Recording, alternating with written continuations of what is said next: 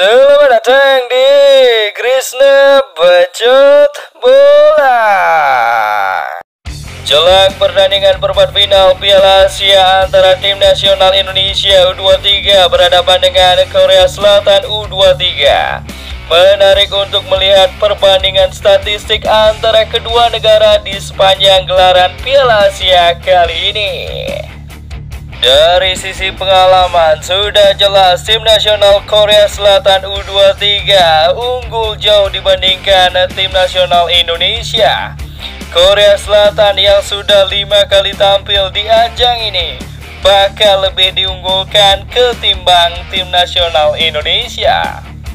Apalagi dengan rekor sempurna yang ditorehkan oleh Korea Selatan U23 yang menjadi tim yang belum pernah terkalahkan dan menyapu bersih 3 laga dengan kemenangan, termasuk kemenangan di laga terakhir kontra Jepang yang membuat mereka lolos ke perempat final dengan status juara grup B. Sementara itu, tim nasional Indonesia yang baru jalani debut di Piala Asia U23 berhasil cetak rekor dengan lolos ke 8 besar menjadi runner-up grup A.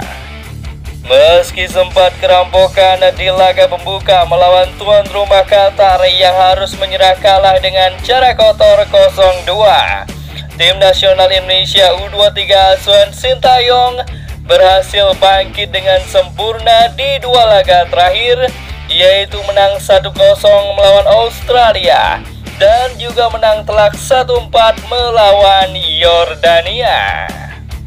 Walau kalah dari segi pengalaman dan juga materi pemain, namun secara statistik sepanjang Piala Asia U23 2024 kali ini, ternyata tim nasional Indonesia punya sedikit keunggulan ketimbang Taeguk Warriors muda.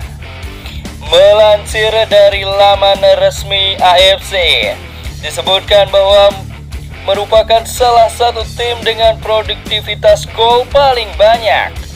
Tercatat, Garuda Muda mampu mengoleksi 5 gol dari 3 pertandingan, sedangkan Korea Selatan hanya mencetak 4 gol dari babak penyisihan grup. Selain itu, timnas Indonesia juga mampu menciptakan tembakan yang lebih baik ketimbang Korea Selatan. Total dari 3 pertandingan penyisihan grup, timnas Indonesia lepaskan 38 tembakan, sedangkan Korea Selatan cuma 36 tendangan. Dari statistik di atas bisa disimpulkan bahwa tim nasional Indonesia punya kemampuan menekan yang lumayan baik dan bisa jadi ancaman buat pertahanan Korea Selatan yang sejauh ini belum tertembus 1 gol pun sepanjang turnamen. Tak cuma mumpuni dari segi penyerangan, di turnamen kali ini tim nasional Indonesia selain juga lihai dalam menyerang, tentu lumayan kokoh dari segi pertahanan. Sang kapten Rizky Ridho jadi salah satu pemain dengan angka clearance yang terbanyak di penyisihan grup Piala Asia U23, yakni 13 kali. Catatan tersebut mengindikasikan betapa tangguhnya seorang Rizky Ridho menghentikan serangan lawan dan bisa jadi andalan untuk membuat striker Korea Selatan frustasi. Berbekal beberapa statistik yang lebih baik tersebut, mampukah timnas Indonesia kembali membuat kejutan saat berhadapan dengan Korea Selatan malam nanti? Selain dari segi statistik, dari sisi pemain juga, tim nasional Indonesia dapat bermain dengan kekuatan penuh setelah Ramadan Sananta dan juga Nathan Choaon yang dikabarkan kembali ke Belanda. Seusai pertandingan melawan Yordania, kini diperbolehkan kembali membela tim nasional U23 di ajang Piala Asia. Dengan begitu, tim nasional Indonesia akan tampil dengan kekuatan penuh setelah Ramadan Sananta juga kembali dari sanksi kartu merah. Dari sisi sang pelatih Sintayong yang baru pertama kali dalam karir kepelatihannya melawan negaranya sendiri yaitu Korea Selatan di ajang internasional, menyatakan komitmennya untuk tim nasional Indonesia. Memang posisi saya sekarang apa? Maksudnya pelatih negara mana? Jadi tidak perlu ditanyakan pertanyaan seperti itu, kata Sintayong. Saat ditanya wartawan apa lebih senang mengantarkan Indonesia lolos Olimpiade atau melihat Korsel ke Olimpiade.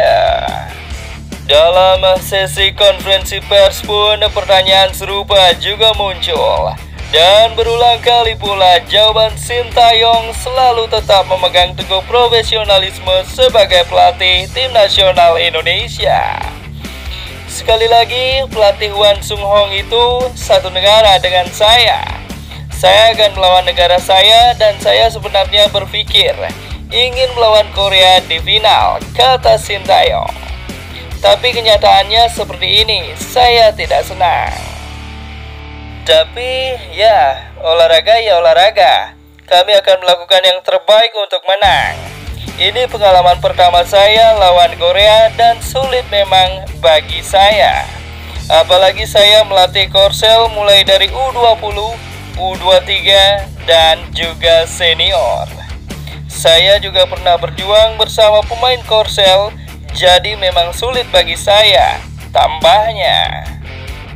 Dengan komitmen yang begitu tinggi terhadap tim nasional Indonesia dan ingin membawa tim nasional Indonesia lolos ke ajang Olimpiade musim panas mendatang, patut untuk ditunggu strategi apa yang akan digunakan oleh Sintayong untuk menghadapi Korea Selatan di perempat final nanti. Menurut Mimin, jika melihat performa gemilang yang telah ditampilkan oleh tim nasional Indonesia U23, maka tim nasional Indonesia U23 akan mampu melewati hadangan Korea Selatan di babak perempat final nanti. Menurut kalian, bagaimana football lovers? Tuliskan pendapat kalian di kolom komentar. Jangan lupa like, share, subscribe, dan juga komen di bawah video ini agar channel ini semakin berkembang.